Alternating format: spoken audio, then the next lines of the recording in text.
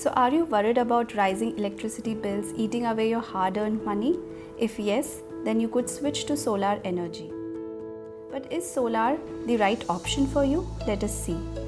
First, if you install solar for your home, you can generate your own energy which is clean and green, which is not only good for you but the environment and the future generations. Second, the cost of solar system has been decreasing year on year, and this is because the cost of solar panels, which is the heart of the solar energy system, has been decreasing, and over a decade it has decreased almost 90%. Third, the government of India has started subsidies for people who install solar for their residence.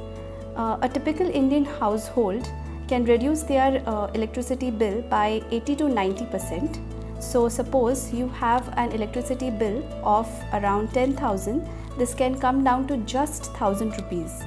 And the payback period for this is 3 to 5 years, meaning after 5 years, your electricity will be free of cost to you. So why wait? Go solar and join us in the revolution. Download our app. The link is given in the description.